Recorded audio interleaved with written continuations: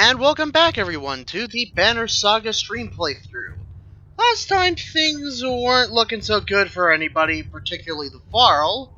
Now we get to check back up with Rook and his team again to see how fucked they are. And while normally we would be in Frostfeller, like most playthroughs, I am a dingus, and if anyone recalls, I left us outside the walls when things hit the fan. So, yeah, some stuff is about to happen.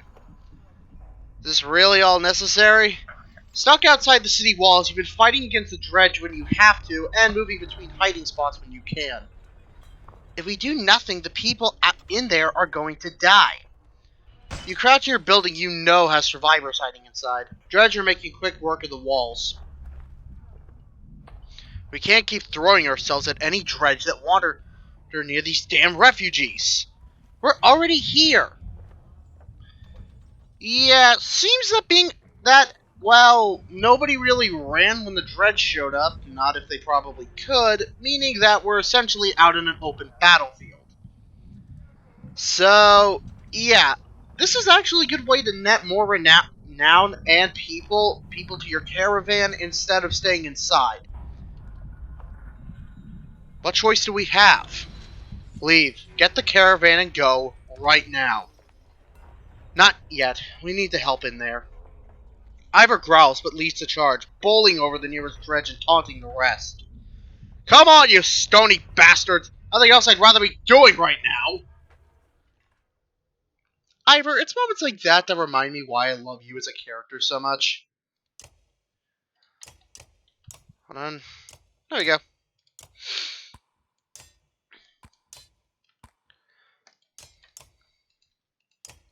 So yeah, we're back with these guys, and thankfully this is about the last time we'll have a perspective change, since by this point, Rook and his team effectively become the main focus characters of the rest of the game. Which makes sense, they are basically the protagonists.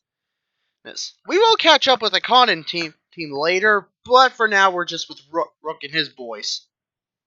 And girls. I feel like all of that came out wrong. Let's just start killing things.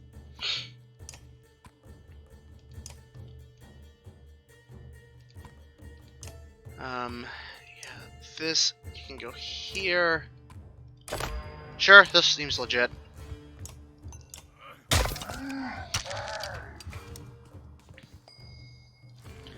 Rook, you get behind him, and Mark pray for 2 break. There we go.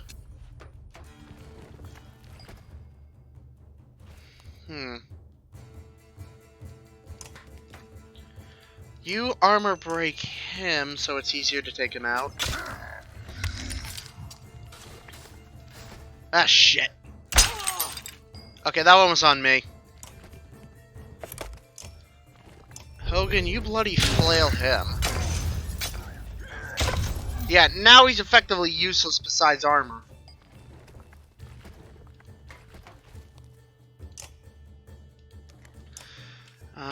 You Rain of Arrow there, because I think he's actually... Haha! Yeah, Rain of Arrows is a really good trap if you know how to use it. You impale the fucker out of here. Uh-oh. Yeah, that's gonna go down.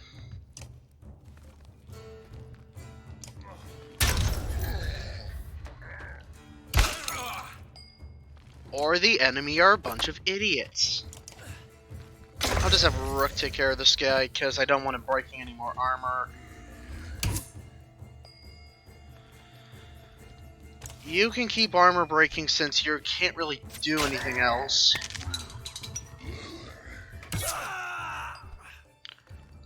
Hogan, you gotta kill so I can actually promote you. Trigger got fucked, so Oddleaf can take care of the big guy.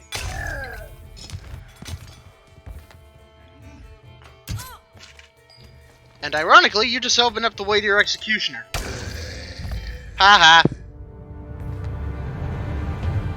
Yeah, with this choice playthrough, there's probably going to be a bunch of fights opening us up. You know what that means? Lots of experience. The building has been wrecked, but the people inside are okay. They shower you with thanks and head to the rest house to join your caravan. A mother asks you desperately if you would come with her, where she remembered seeing her son when they were separated. Ivor huffs and stares you down. Show us where. You hurry to follow her. Sure enough, a boy is stranded himself on a rooftop. Dredge mill around below. As you approach, they spot you. Another fight time!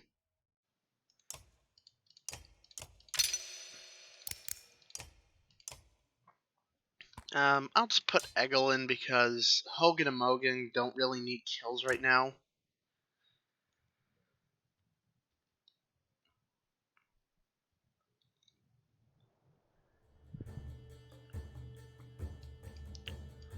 Okay, let's see here.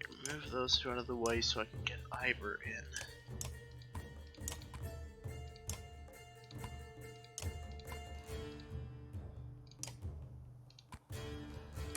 That should work.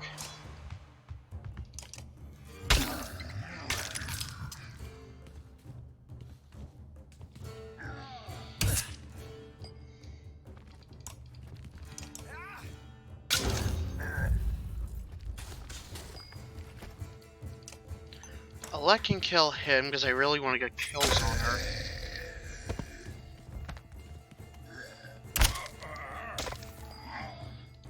You provide armor support for him and take off some more armor from literally all of those bastards.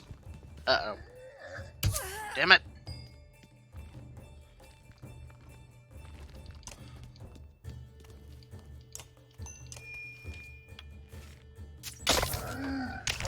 More armor break. Well, you got more of Oddleaf, but you did fuck over your friend, and Trigby's gonna kill your buddy here.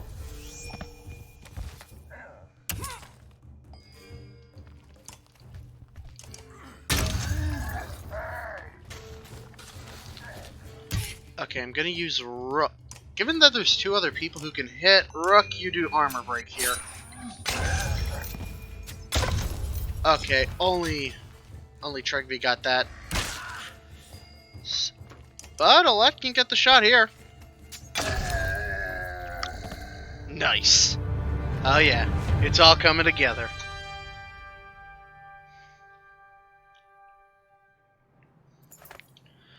With tears in her eyes, the woman hugs her son and joins you on the way back to the rest house, along with several other people who were hiding here.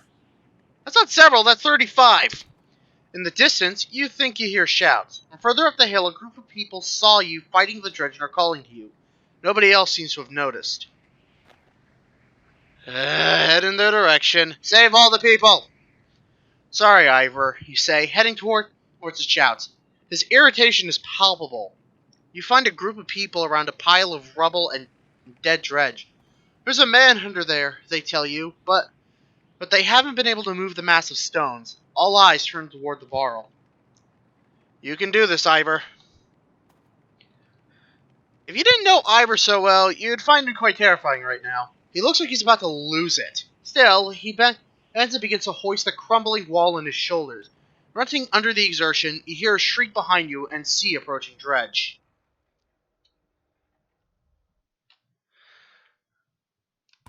Well, okay then.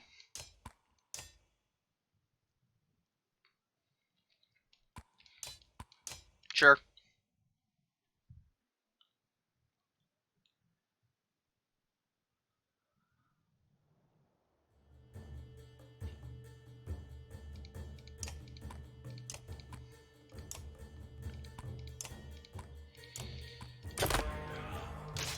Oh, that is an angry boy.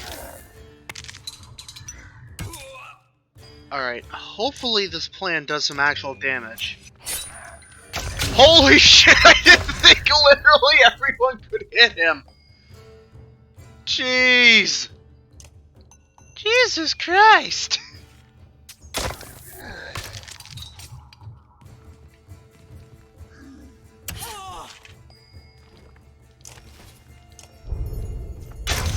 Boop, boop, boop, boop, boop, boop, boop, boop, boop. Oh wow, he actually killed. That's kind of rare for the Bloody Flail attack.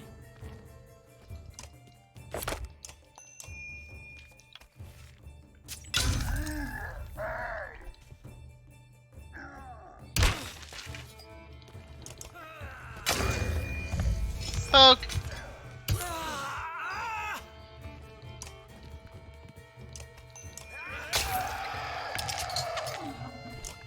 Once more with feeling. I'm not even sure who that technically counted as for a kill.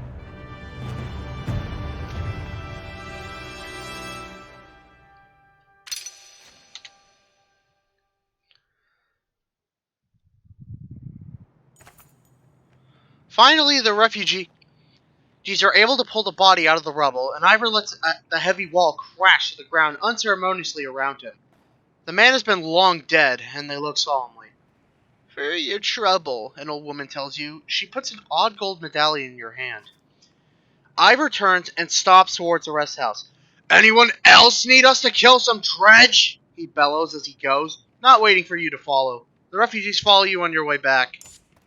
I think he probably sums up the amount of people who might have gone through that event line. Thought there were a lot more of us than this. Surveying the rest house, you're struck by how many wounded and missing clansmen there are. Only going to be less over time. We can't keep fighting off Dredge and hope they'll pass. We're not getting in that godforsaken city, I know that. The Dredge have all been heading south. That's not an option either. Wormtail's the only thing that makes sense. They won't follow us across the waste. There's literally no other choice. Why are you so insistent about Wormtail? I know someone there who can help us, if we're lucky.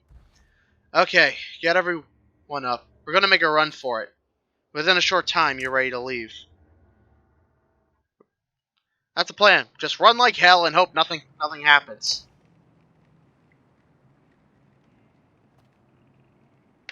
Let's buy this because it's a pretty decent item.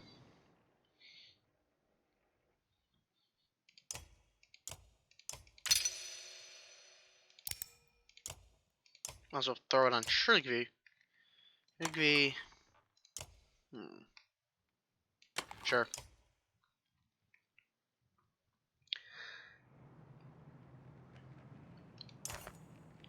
Outside the walls, things are a mess. Dredge are everywhere. Fortunately, they're going around the hill on which Frostfeller sits, heading south, and show little interest in following you into the waste.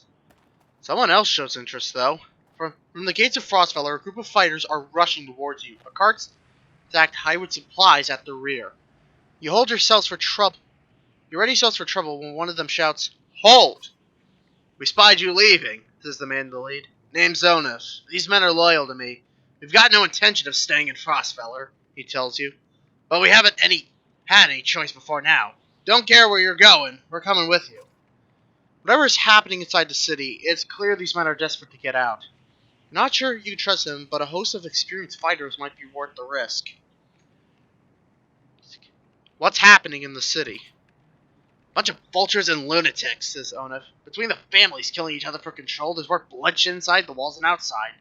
Saying in there's a death sentence.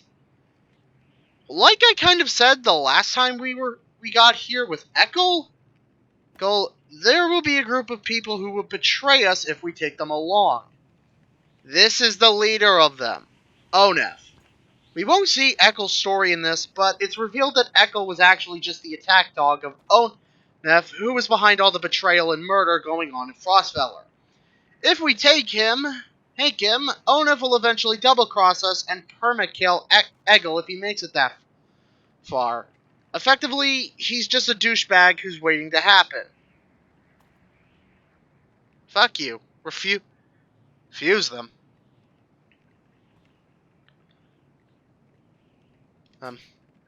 How do we know you aren't one of those lunatics? You reply. And we're not going back in there, says Ona. And we're not staying out here. Don't leave us with no options, he says, placing a hand on his sword. Unless you want to find out how good these men are at fighting. Yeah, it's kind of a blatant hint when if you don't take him, he'll just start threatening you to begin with if you take this path. Alec gets her attention, quietly saying, "Come on, Dad, we don't need to do this. They don't want to fight." Well, I just explained all that, so... Oh, we can't trust them. Attack! Onif scowls and his fighters take up weapons reluctantly. You said you were certain! One shouts at Onif as you close in. Yeah, I'm not dealing with your bullshit today. Stay, Onef. You're gonna get shivved.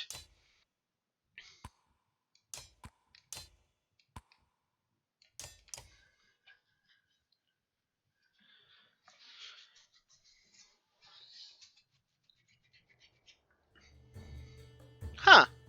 Weirdly, he didn't show up. I say weirdly since there are chances he will pop up as a fight in battle here. Oh well. Not really me caring or minding it. I'm just kind of surprised since usually I ran into it. Then again, I've been running into a lot of fight scenarios where I usually don't see the outcome because, well, it's never happened to me before. Or at the very least, the fighter's setup. I know how the fights will happen. I played this game like 50 times. I probably shouldn't be acting like I'm surprised by anything.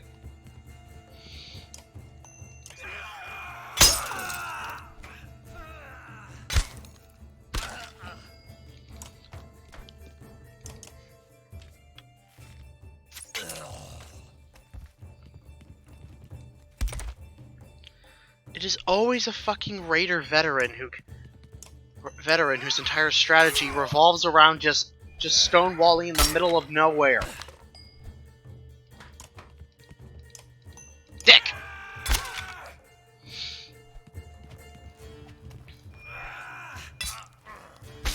Yes, keep attacking the guy whose literal main ability is removing armor on hit. See what happens.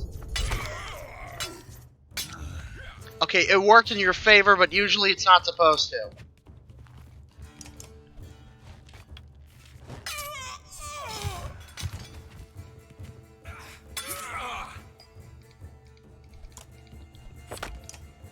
Move the snoot. And Onef is dead. And so is Ekel, but it really doesn't matter for this playthrough. We wouldn't have gotten him anyway if Onef died. With the fighters driven off, you make haste to get away from the city. Dredge watch, but don't follow you into the snowy waste. A couple hours later, there is still no sign of either the Dredge or the Brigand, hence from Frostfeller. You're finally free of Frostfeller, but find yourself facing new problems. You hope that whoever Ivor knows in Wormtail is willing to help. Alette lies sleeping on a cart as you walk beside her, exhausted, but alive. Into the tundra! Away!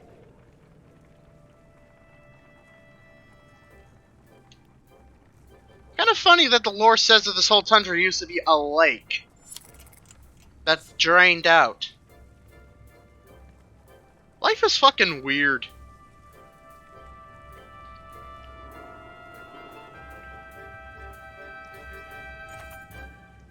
Harsh words from one mother to another draw the attention of the entire caravan.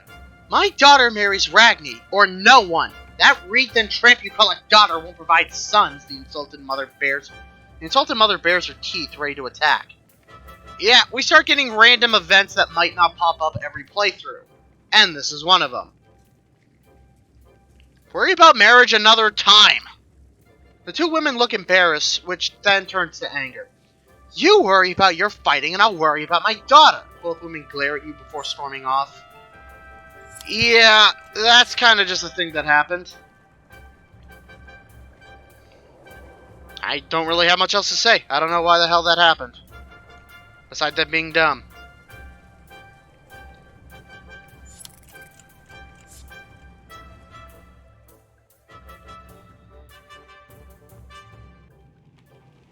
Huh.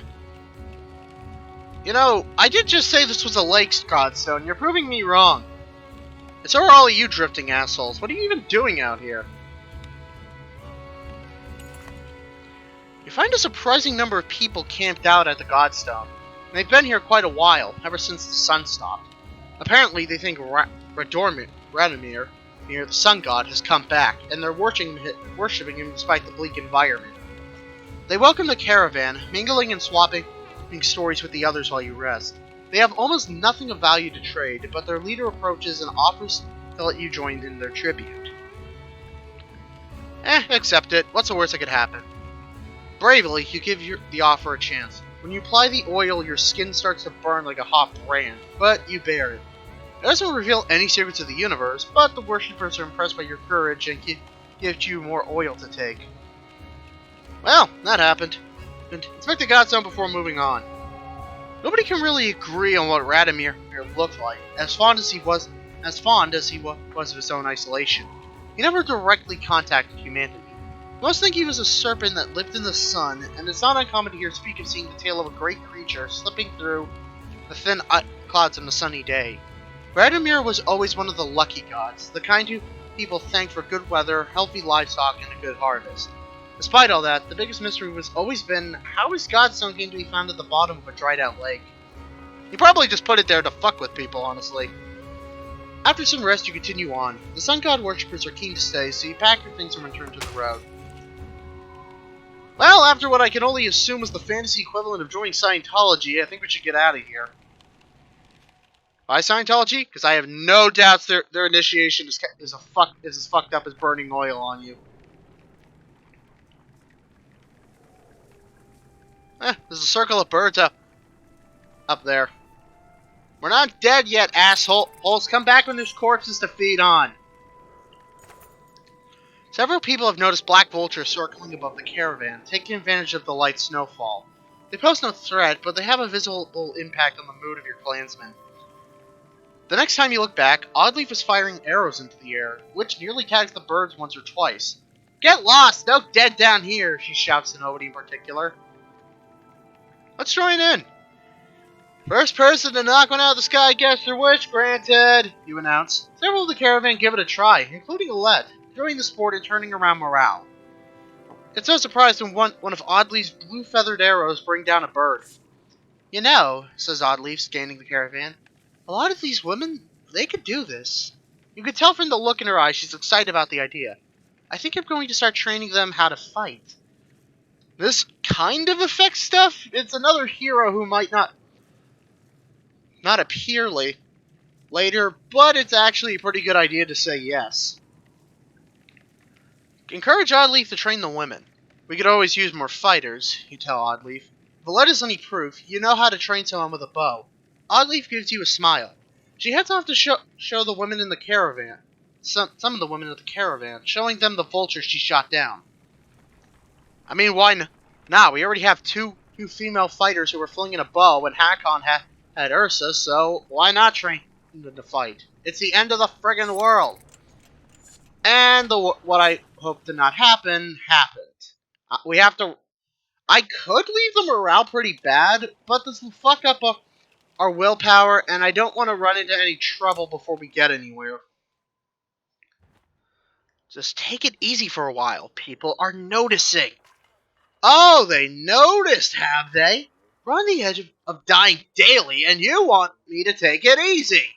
Gods, I should be plowing twice as many fields. You understand? Don't get us thrown out of this caravan, Mogan. It's not just you who suffers. Right, so you get married, have kids, now I'm supposed to settle down too? Ooh, yeah? What happened to... The brothers clam up as you approach.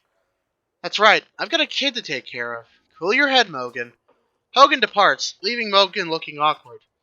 Rook, what brings you around? Just heard yelling, came to check it out. You come running every time you hear yelling? Must be why you look so tired. Look, it's no secret. I like women, Rook. They like me. They like the scar. Forget it. Listen, all this death? Every night half the caravan cries itself to sleep. Pathetic. Come on, Rook, be honest. This is good living. Half the world just tilling, being soiled till they keel over. What kind of life is that? We're lucky. You could go your whole life with no goals, no purpose, nothing to fight against but boredom and hunger. I'm glad for all this. Apparently we found the D&D fighter and or barbarian class character during the party. I get what you're saying. Look at it like this. We're fighting to death almost every day, yeah? You can curl up in a little ball of fear. You can go hide in the woods eating nuts and appreciating leaves or some nonsense. Or you can enjoy the struggle. Know which one I pick? Anyway, just so you know, I'll never go for Alette. Promise you that. Or Oddleaf. All yours. Appreciated, Mogan. You depart unsure whether your opinion of Mogan had changed for the better or worse.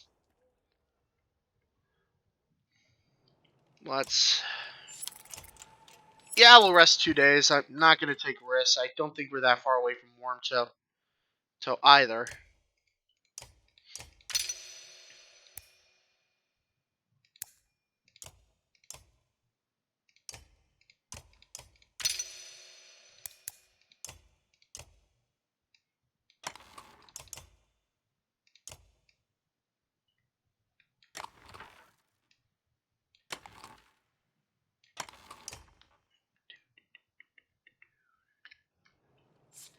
Let's get out of here before we starve to death and people just start dropping like flies. Some clansmen have discovered a large patch of wild fruit. When you approach, you see some people have begun to sample them. A mother frets about whether they're safe after overhearing one of the children say that it tastes funny. Others start gathering by the basketful. The snozberries taste like snozberries. Take a bite yourself. Several watch as you taste the fruit. You pause after swallowing and feign choking. A left rushes to your side, sign of panic, but your laughter soothes everyone's concern. Soon, everyone is a little tipsy from the fermented fruit, and spirits are high. Oh, I bet they are with that tipsy statement. Man, drink up, lads. All I have to drink is a Mountain Dew, so I can't get drunk. I'm 20 anyway. I couldn't drink if I wanted to, but still. This conversation is confused. I'm rambling now. I'm sorry. Someone's been nicking extra goods from the supplies, a concerned woman tells you. Counted these up myself. No mistake. Steak. If this keeps up, we'll all be starving before long. This is a long-term event, so we can't really do anything about this now. Post a few extra guards to watch the supplies. To deter any further theft, you secretly place some trusted guards by the caravan. You hear a few people casually point out the extra manpower, but no one seems to raise the alarm for now. Yeah, between that and the tell me thing, the other two options would lose us morale. Wormtail was never the kind of place someone would build a town. Fittingly, the Var living here aren't known for welcoming visitors with open arms. Oh, hey, it's fitting. They're just self-isolating in the crisis. The Var find you before you see them. Not surprising with this many people behind you. 11 strong, they demand to know why you're here, but back down when Ivor tells them he's come to see someone named Krumir. Wait, Krumir? One of the oldest Varl that we were told about last chapter? He actually exists here? Well, I'll be damned. Krumir. It's been a long time. Yeah, it has. So what brings Ingvar to Wormtail with his very own village of humans? Bad news. Dredge are coming down from the north. We barely made it this far. That is dire news. Come on, we have food. We'll discuss more in the mead house. As you follow the old Varl into their meager town, you catch him quietly saying, anyone else? I can imagine the other half of that statement is, I would chuck them through a wall. I've talked with the warriors here. I'll be honest with you. Half want to go north and find out what happened in Blotsbalk here. Some think we should go to Grofheim instead. None of them are happy you're here. What do you think? If I had it my way, I'd stay here and let the Dredge come. But you made this a problem, didn't you? We can't feed this many people for long, even if they don't eat much. This is a Varl town. Most of us take care of ourselves. You got women, children. We could pitch in, make this place livable. It doesn't work like that. These Varl are here to get away from civilization, not make one. It's Krumir's call. It won't be long before the Dredge are here too. No, it won't. If there's one thing we should do, it's tell Gerunder what's going on. Who's Gerunder? Varl King. Well, as close to the one as we have. Ingvar, where'd you find these people? Stay here and rest, but once yours are ready to go, we do. I'm going to see off those who want to head north. But I'll join you to Grofheim. More travel? No, we've already come so far. Stop the pouting, girlie. Even if Gerunder won't listen to a tired old Var like me, I have a feeling they'll pay attention to your friend Ingvar here. They'll listen to Ivor? He hasn't told you, has he? Of course he hasn't. Do what you need to, but don't be long. We got another Varl Krumir. I really like Krumir as a character. Mostly because he is amazing. Yeah, that ought to do it. As the once great Mario in a hotel once said, that ought to do it. Grumir, can you spare a moment? Mostly no, but I'll try. I never had a moment to thank you for your hospitality.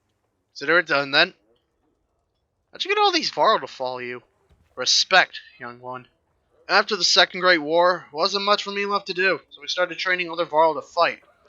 Got tired of that, made a place in Wormtoe. They still come calling, even with no wars to speak of. Seems like that might be changing, though, doesn't it?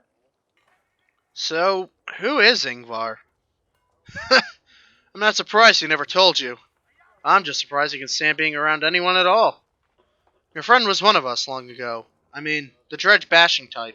He was called Ingvar then. And if you want to know why he changed his name, best ask him yourself.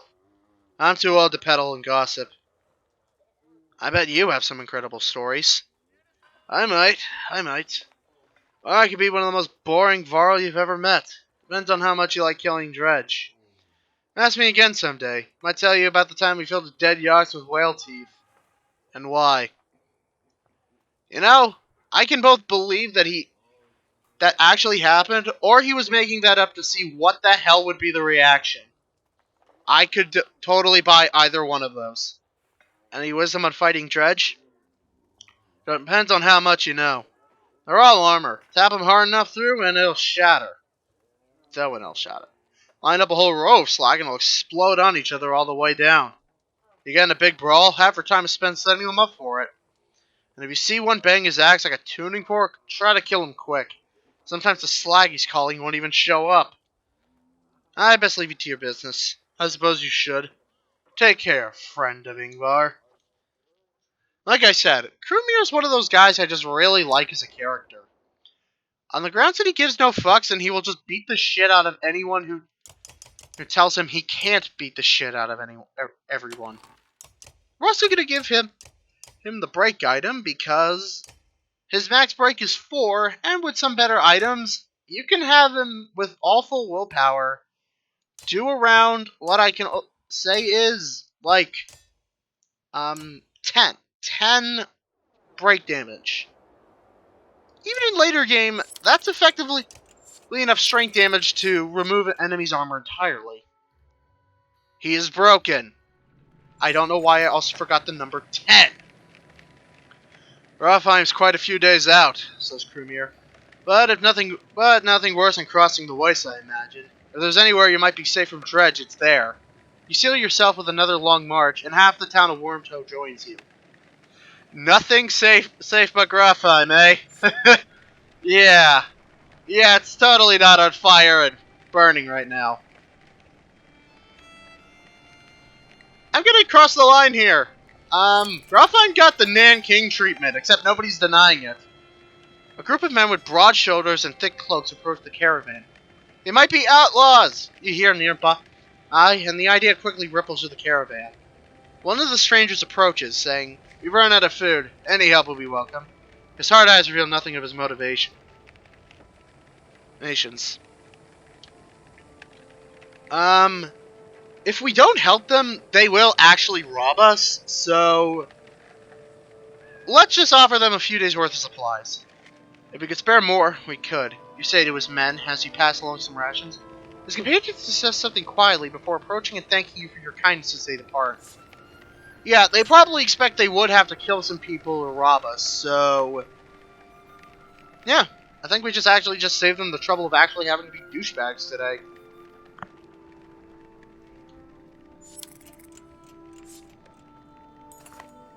A well-tended farm with plenty of livestock draws the caravan's attention. Upon your arrival, the farmer and his workers stand defensively within plain sight, crude weapons at the ready.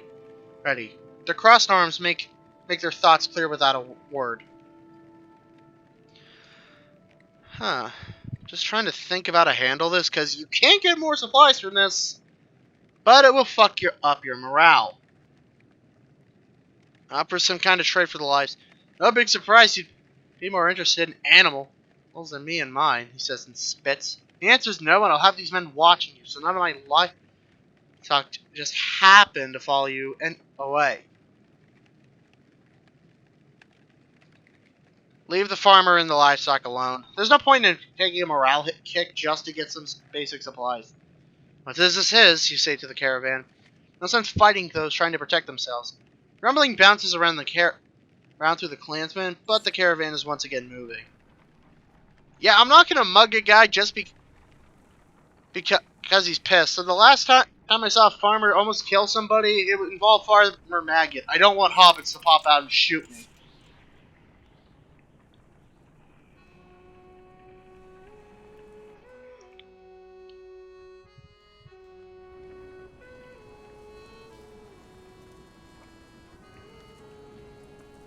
Huh. Apparently, the Godstones come in whale flavor.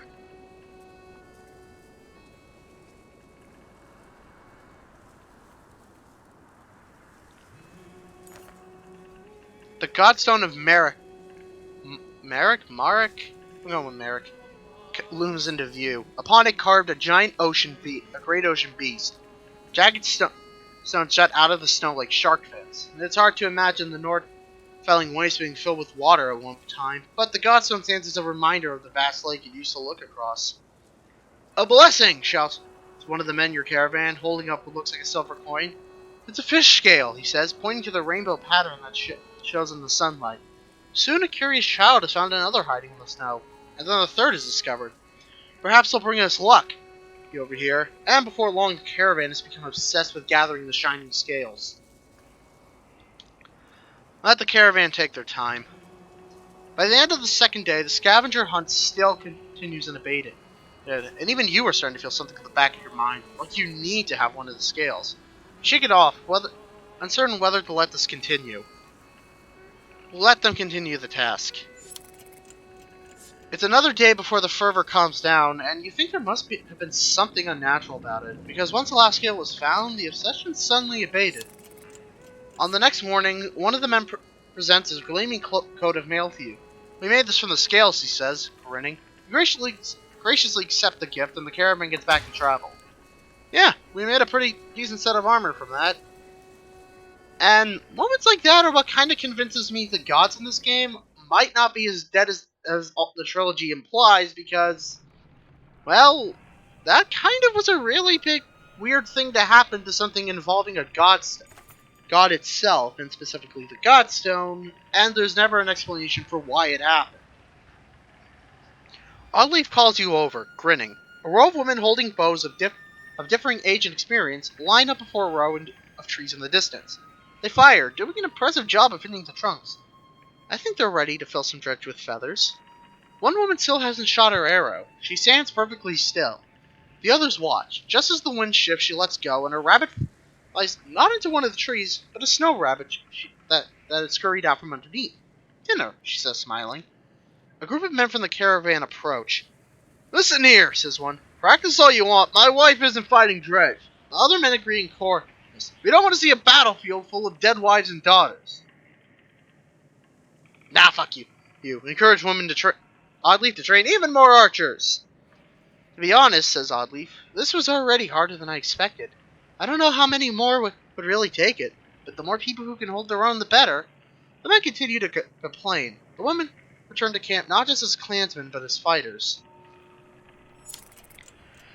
That was a weird, unique pick for that archer woman who hit the rabbit. Wonder if we'll ever see that again. Ahead, you find what appears to be a good number of peasants surrounded by brigands. One of the unarmed men looks over his shoulder and says, God's be damned, this is all I need. Listen, don't interfere here, and one of the supply wagons is yours. While we're remaining silent, the peasants plead with you in their eyes. Back away from these people, or die. The man turns completely towards you, shaking his head. I had a feeling you'd be that type. Is all he says before the brigands rush you. Yeah, God's hell. 3 armor. 1 aggro. Level 5. There's also this that we got from that you can only get from staying outside the walls, but, again, 5. We're not going to use a lot of items, apparently. Maybe with my luck.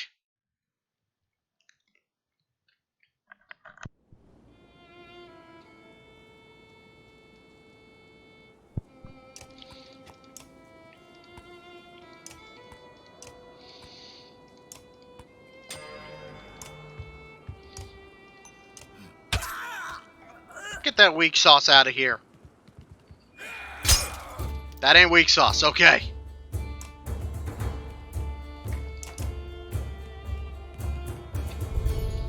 Oh, come on. I want to actually demonstrate that Krumir's a good fighter. Stop screwing him.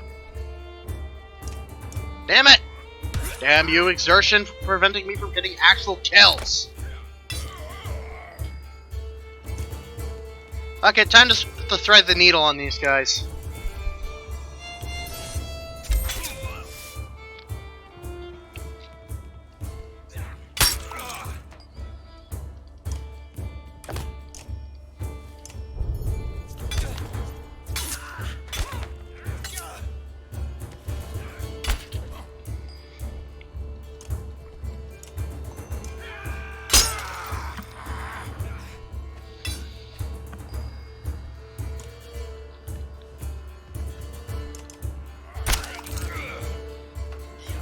Damn it.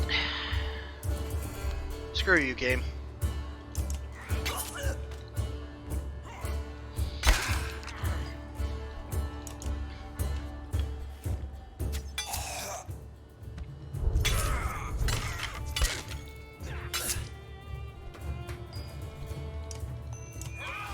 Fuck you.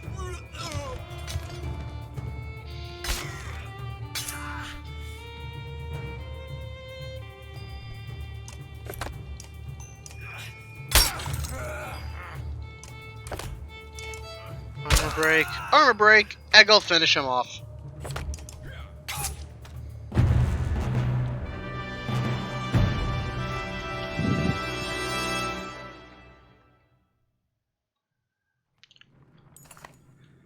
With the brigands either fallen or fled, the peasants they left behind thank you profusely. It is true what he said, one tells you. We took the food and left. May the gods have mercy on me. I'd let them die. They hesitantly join your caravan. Yeah, let's pause real quick so I can, well, rest and shit.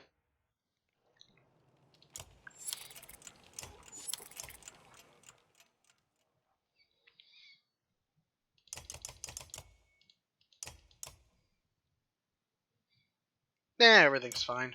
I just need to save a renown.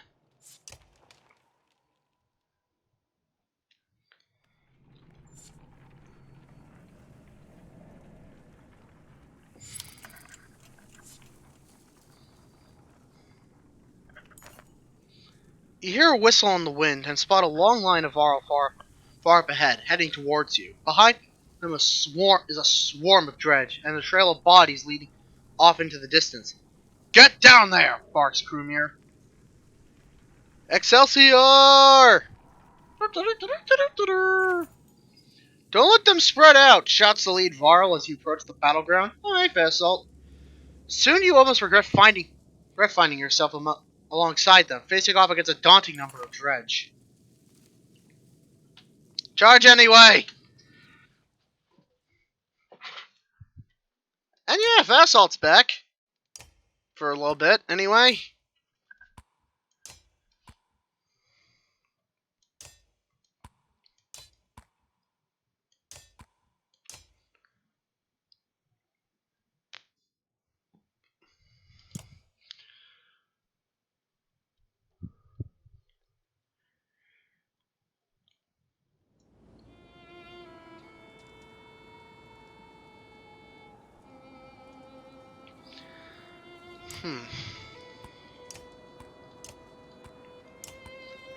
To position everyone in this general area for safety.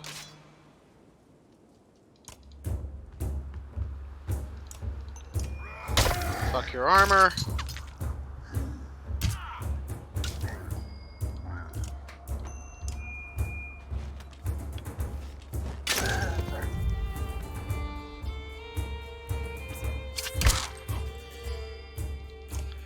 Ha! It's my lucky day!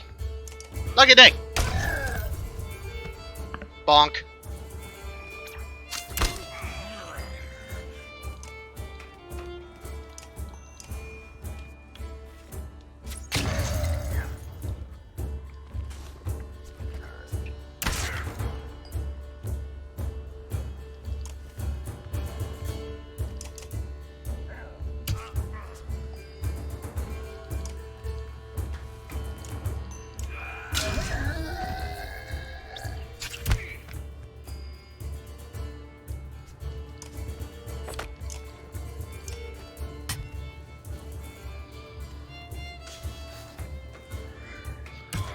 Well, that didn't help.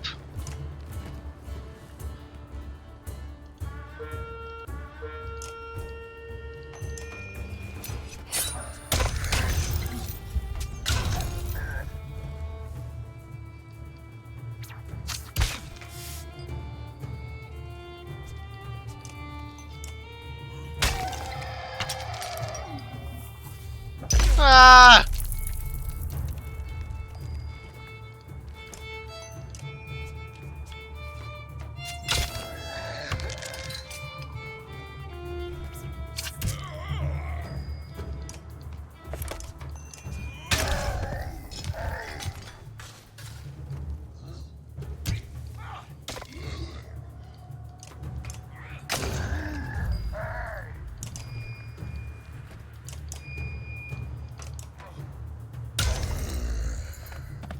Let's try to kill a few more. Oh god! God, why? Game, why would you do this?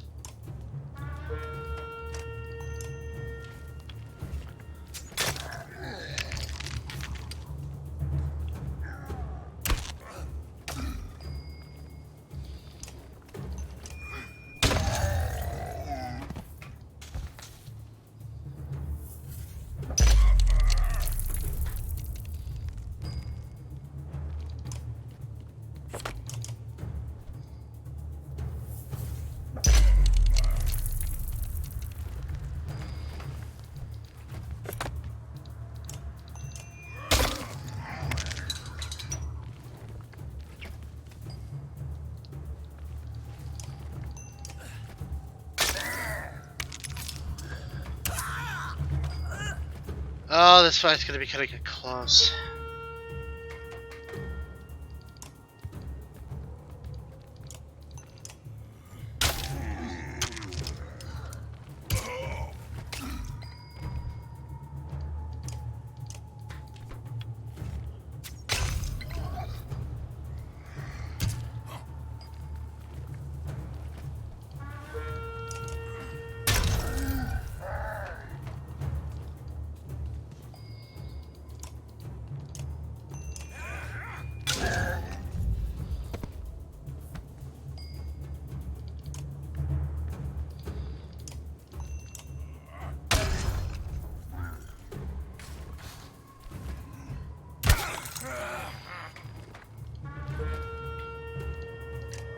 Okay, that didn't work.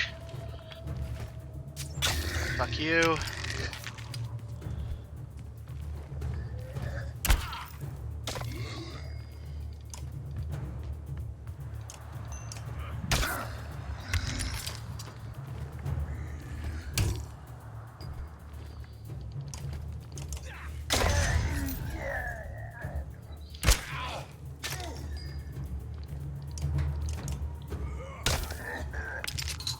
I did not expect this fight to come down to this. At all. Oh, oddly gets a kill. Neat. Thought you were much more damaged than that.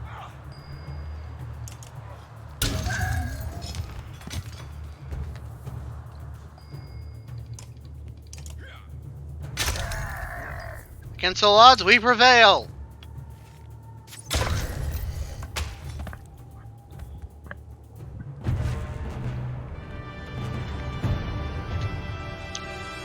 And here we get to see why I hate Fassel. From here on out, he's kind of a dick. Isn't this a damn curiosity? This is the second time I've been sent to find a Barl who's heading in my direction with humans in tow. What are the Dredge doing up here? God, does nobody know what's going on around here? They level Grofheim to the ground. We've been losing ground for days. Gerunders and Ein are tough now. They sent me to gather Krumir and the rest from Wormtoe when we ran across this bunch of slag. And there's a whole lot more where they came from. Is this all the Gvar you got, Krumir? What have you been doing? Eating each other? Many went to Bloodspot here. Are you telling me Grofheim is completely gone? And Wagnir's dead. Slag on our heels. Gvar you sent up north are probably dead. The world's ending. Come on, this is old news. We're gathering in Einertoff. That's where we need to go right now. Wait. Fassel takes a long moment to look over the caravan of men, women, and children behind you. Not them. What do you mean, not them?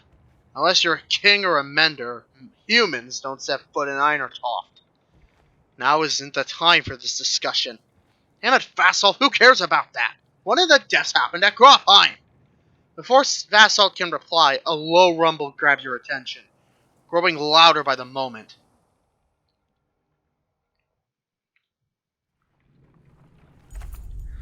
Even though it's beyond sight, all eyes turn in Grofheim's direction as the rumbling becomes deafening, transforming quickly into cracking and splintering, and it's coming closer. Go! Shouts Vassal, taking off towards Einertoft. Don't stop until you reach Hatterborg! You know, with all the dredge and stuff, I don't think the situation could get worse. That's a snake. That's literally breaking through and slithering through mountains. I think the situation just got a lot more worse than the dredge. And yet somehow, as I know in these games, things can somehow get worse than a giant fucking snake destroying the land. I'm not sure how they can most of the time, but there's for everything. It is like an old legend, just the bad shit keeps stacking on top of each other like a bad Jenga tower until everything collapses. And I think my voice died for a minute there.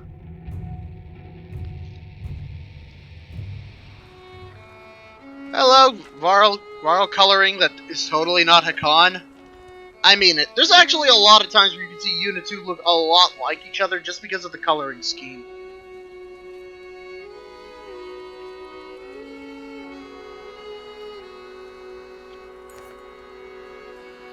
After 3 terrifying days of tremors, you reach the Godstone of Hatterborg, which is teeming with Varl who want to know what's happening.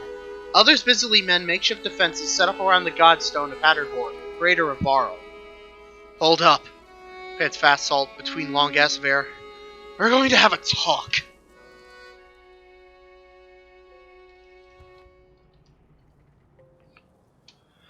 You're still standing. Well, most of you. Rest up, then move on. A mountain just sank into the earth, and something is out there. You're just gonna send us away? I don't know who you are, but you're not going into Einertoft. There's a couple hundred Varl here who will back that up. Where are we supposed to go? Back the way we came? We're stuck between 2 mountain ranges. In one direction, a few thousand Varl. The other, an army of Dredge and whatever caused that quake. Einertoft is a Varl city. This shouldn't be news to a Varl. Nevertheless, Fasalt, don't you recognize who you're talking to? A surprise suddenly flashes across Fasalt's face. The other Varl are starting to come closer now. You hear Ingvar being whispered between them. I think this might be the one person you want to let into Einertoft. You're...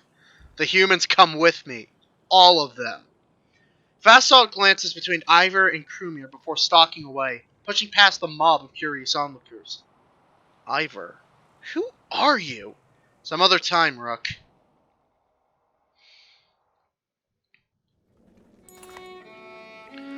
You spend the rest of the day recovering. Varl come and go in packs,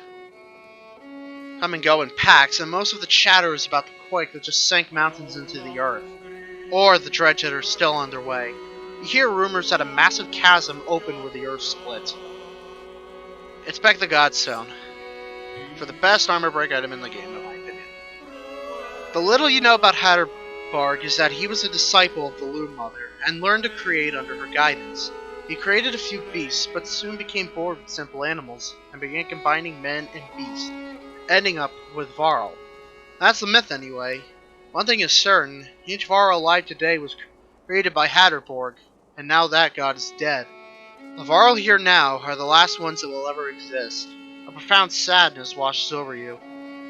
Krumir is already here. It's good to give respects, he says, and you both stand there in silence. Give this to Ingvar, he says, turning to leave. It was once his, and that stubborn ass refuses to take it back. Krumir hands you a massive studded belt.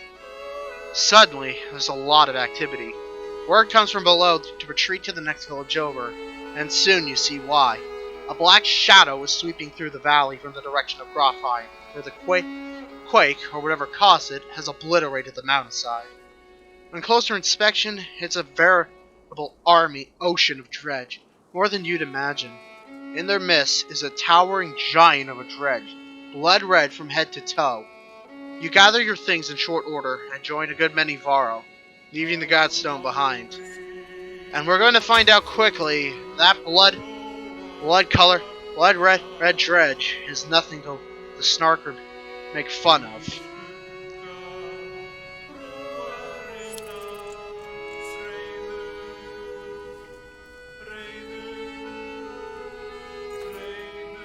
The caravan consists of more clansmen than you've ever expected. Accusations of stolen chickens, missing heirlooms, and concerns over his daughter's virtue. These are the sorts of things you hear relentlessly. Even fighters complain about spreading too thin to protect everyone. Well, this is a problem. I don't think the system works for diplomacy, but try to keep people too useful and too busy for petty squabbles. Firewood collection, scouting, gathering of edibles, weapons training, and wagon repair keep your clansmen busy and usually too tired to complain. The chores slow the caravan, but the resulting peace and productivity feels worth it.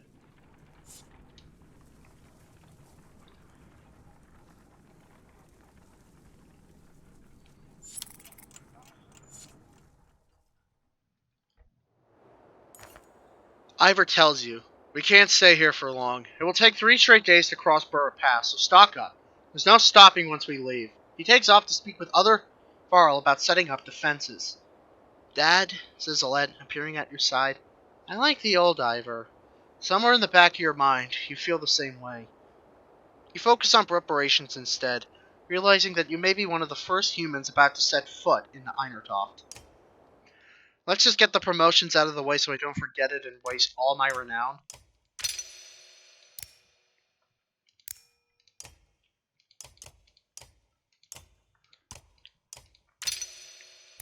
Well, waste my renown on other things. I'm certainly wasting it here.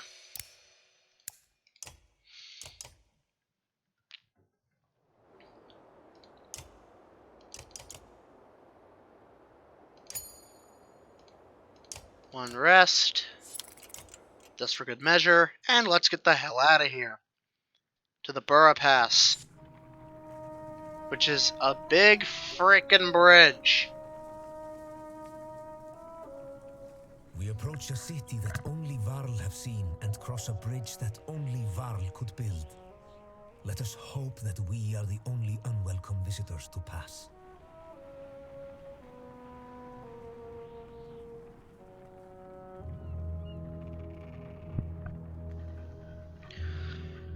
Ugh. Sorry, I had to mute my mic so I could take a drink of Mountain Dew. Some of it went down the wrong way. If I cough, I very much apologize.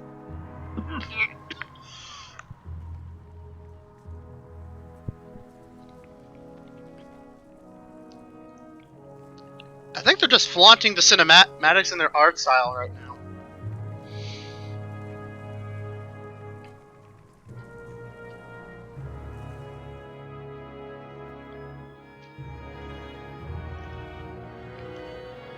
This is a lot of Varl.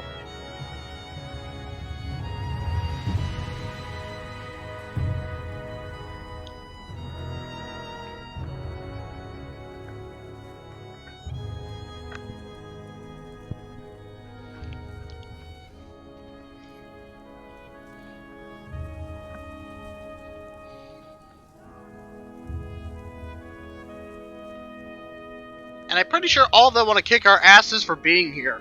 Mostly for sacrilege reasons, others probably just want to do it for fun.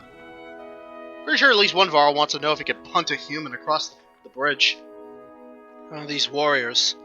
Another great war is upon us. This is the 3rd time I have seen such a thing.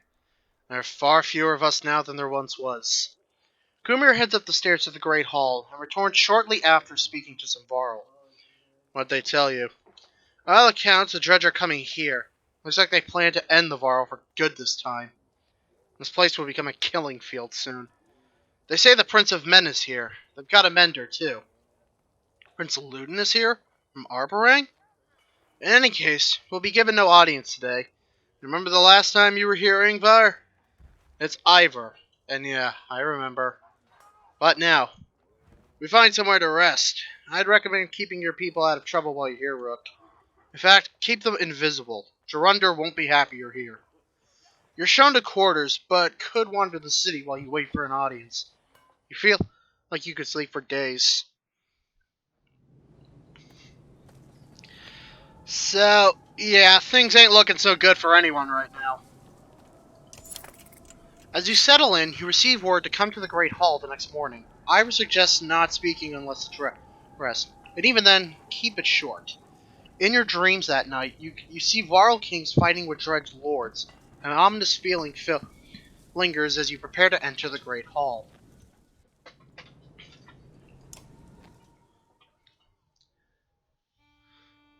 A lot of people here, many who could have disappeared. Enough, Avent. The bridge stands. Find some other way. Greetings from Wormtoll, Gerunder. I've brought an ally. Who are these people? We don't have time for games. Wait, I know you.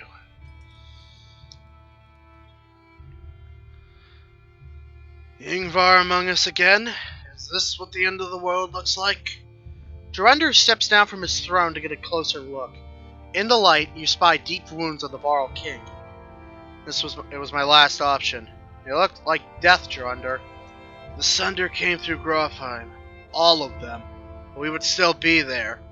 Sunder essentially being the leader slash most badass of the Dredge, so yeah, it makes sense he looks like shit.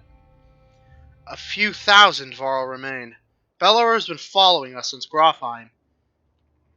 That is what he does. What will you do? Yeah, Bellower in question is that red guy who was chasing us with the shadow of Dredge earlier at the Godstone. Remain. There is no better place for us than here. We make our last stand at Einertoft. But even if Einertoft falls, the Varl won't be wiped out. Hakan is taking our best warriors to Arborang, as we were discussing. I'm not going, Gerunder. We're needed here. This is not a debate. A messenger bursts through the doors, cutting the tension. He says a stone singer has been cutting a path across the bridge. Gods, can we not have a moment's respite? They should not be here already. A stone singer is with them? Let me bring down the bridge as I said. It will buy us... I said the bridge stands, Mender! I will say it again to you, and the Prince of Men, and the whole Mender Council, were they here. I will not say it again. Hakon, you go to Arborang. Avon, don't even touch that bridge. Am I understood? You are. Then I'll confront the singer myself. Nobody tries to stop Avon, but many follow as he leaves the Great Hall. Oh, shit's hitting the fan. Fitting since we're halfway through the game, but shit's hitting the fan. The Mender walks past the great companies of Varl on the way to the bridge. A tall, thin creature stands there, two black spears over its shoulders. What is a shoulder? Ugh. Ringed by Dredge. The Varl have backed away in fear. Avon stops before the stealth-like figure. Suddenly, Ivor is beside you. What is that thing? A stone singer, mutters Ivor. As close as the Dredge come to menders of their own. I've only seen one before. It didn't go well. Oh, can Avon win this? I don't know. Think we'll find out. We should help him. You expect Ivor to refuse, but instead he locks eyes with you. Listen to me, Rook, he says. You will probably die here, and so will everyone else who steps on that bridge. Look at your daughter. Are you prepared for that? You're not doing this alone. I won't stop you, says Ivor. Fight like it's your last. You're not sure what to expect, but you draw your axe to find yourself standing between behind David on the bridge, wondering if you made the right decision. Yeah, Avon's a level 5 right off the bat. I think he's a lot more than just some random guy, because that is a lot of fucking power. Oh yeah, And you want to prove my point about the lightning from last chapter? Yeah. Even shoots lightning. I think we found out what was blowing up a good chunk of the tower last time. Things are going to explode. Explode this chapter, I can tell. And because of comedy, let's just put a lead on the bridge too. Damn it, I forgot to move Avon away from the first slot. Also, want to prove my point about returning assets? But, hello Hecon 1, hello Hecon 2, hello Hecon 3, hello Hecon 4, or hello Hecon 5, hello Hecon 6, and hello Hecon, I'm not counting anymore, also known as the Quickening. Yeah, I counted like 7 of them, I'm pretty sure. Sure there. Menders are really useful, because on top of that lightning ability, which is unique to Mend, restore an ally's armor. Yeah, Avon can do quite a lot. And the Stone Singer is doing what they usually do. Umbrage. Stone Singer lowers allies' armor, but sharply raises strain. Weirdly, one of the few healing abilities the entire game series will have for any unit. Because yeah, besides the armor thing, that's the closest thing to a heal any unit has.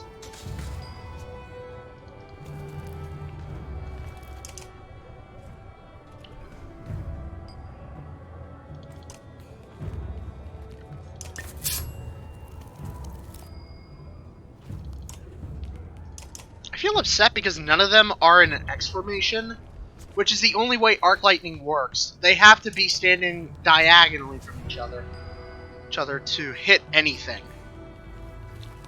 Let's get rid of you before you bomb anyone. And yeah, see? They have less armor, but a lot more health now. They're annoying twat bandits. Oh yeah, and they poison. Look. Don't you friggin' interrupt me. Disease Strike. Enemies are diseased on contact, losing 1 strength per turn. And it spreads. If your unit is directly adjacent to another while diseased, it will spread to them too and do 1 damage per turn. Stone Singers are assholes, and you will learn to treat them accordingly.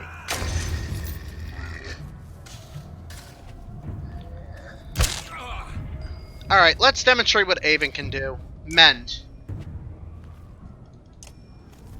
Boom. Oh god damn it, don't do it again! Again, you dick!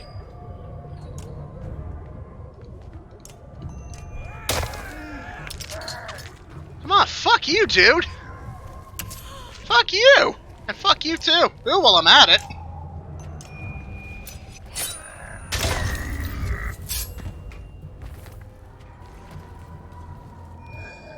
See, watch. He's gonna hit Trigvi, and it spreads to Krumir. God damn it.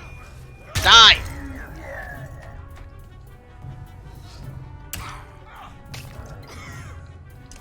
Trigvi, do the thing!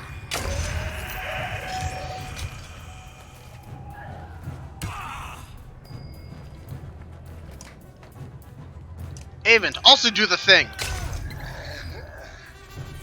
Boop! Ultra Boop! Well, things can't progressively get any worse than that fight. The Stone Singer falls hard. A howl like a hurricane sweeps across the bridge. The dredge part like a black sea. From their depths steps a crimson behemoth, and a wave of sheer terror hits you like you've never felt before. Bellower. Get the Mender out of here, Ivor hisses, and run. Your legs move, almost with a will of their own, so you can't pull yourself away from watching what happens next. It's the showdown of the century, and that is an even bigger motherfucker than the other big motherfucker. Fuckers fighting the other big motherfuckers. And there's also, like, one guy who's holding a head here. I don't know what his deal is, but I think he's flexing. Gods, what was I thinking? He seems practically unkillable. Quake in despair, sends one target and pushes all other enemies back. Practically unkillable is in... yeah. His nickname is the Immortal Sunder for a reason. And he does that noise. I apologize, I can't stop it.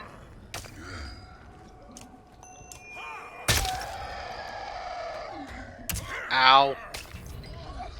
It's okay, I have injuries off. There's nothing he could do to permanently... oh. I don't think any amount of time I could have could fix that. I can't fix arms. Ivor writhes in agony, his arm torn clean off by Bellower's onslaught. The Sunder raises his weapon for the killing blow. Sunder! Face me! Screams an uncertain ape, and stepping back onto the bridge, raising his staff high. Even from here you see his arm trembling. You feel practically frozen in place watching. Jeez, this is just an ultimate showdown of people trying to one-up each other. How can this get even more insane? Oh, come on!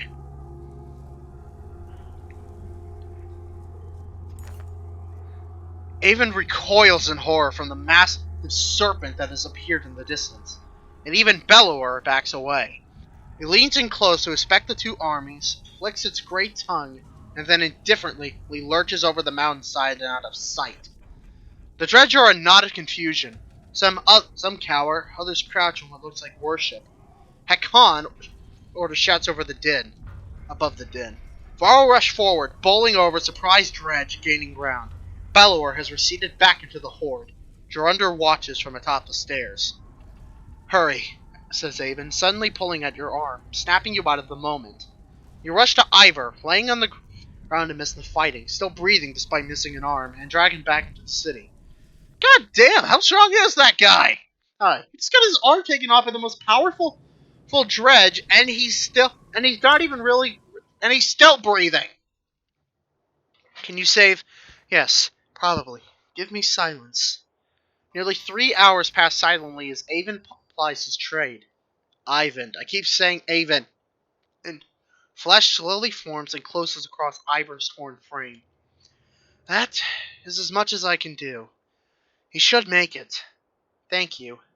The mender looks exhausted, leaning heavily against the bed. When was the last time you slept? A couple days ago. I'm okay, I just need to sit. Before you catch him, the mender crumbles to the floor. So, Haven's a college student. He does a lot of work, doesn't sleep for days, says he's fine, and then blacks out for the next 5 hours. Chapter 5, Weary the Weight of the Sun. When we come back, we're probably not going to see the end of that serpent because, well, I'll wait till next time to deal with this. It's also speaking to somebody. I'll just say that. The serpent talks. I'm not sure how a giant snake talks, but apparently the snake might have taken some literary skills. Yeah. Thanks for getting the fan. See you next time on the Banner Saga, guys.